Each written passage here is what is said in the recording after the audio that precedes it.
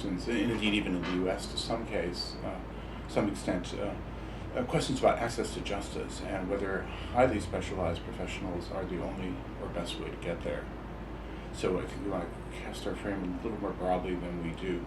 I think a third tension that globalization poses, but is also posed by other concerns, is that of the interplay of the theoretical and the more practical. And I think when law schools are doing their work best, it's perhaps the most exciting place in the university to be, because you see ideas and the translation of those ideas into action coming about.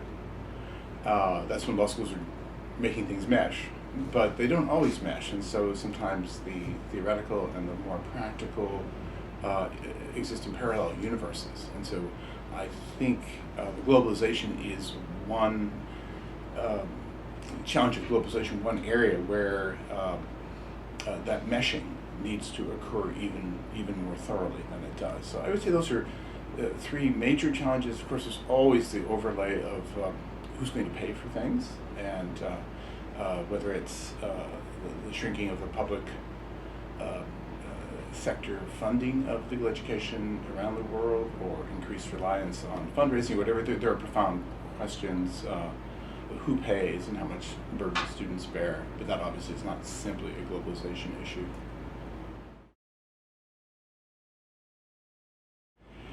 Well, the measures might well not be the same in every country in the world, because the structure of legal education, the age of students, the type of faculty, the nature of the experience, its length, etc., may vary from country to country, so I can't really give you a single uniform prescription for the whole world. I think here in the U.S., I would love to see yet further integration of international and U.S. students. I very much welcome seeing more courses taught either jointly or by people who have had their formative legal educational experience not solely inside the United States, so that a course, for example, perhaps taught by people with different backgrounds, might elicit a broader range of thinking about the sort of deep underlying, not always fully self-conscious structures that inform our thinking about law. That's not to say, by the way, that everything is relative, that there are not some things that are universal, but I still think in terms of institutional design and the way that law is reflective of and shapes society, that there are going to be some differences that it would be worth taking account of to enrich the student experience. Well, I've been fortunate to have taught not simply in the U.S., but particularly in China and elsewhere abroad.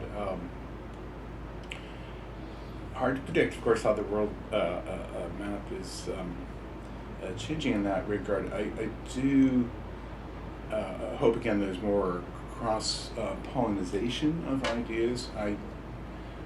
In saying all that, I do think it's important to hold tight to what we, at least here in the U.S., hold tight to what I think we do best. And so, for example, I have some skepticism about too readily opening up campuses around the world, about assuming that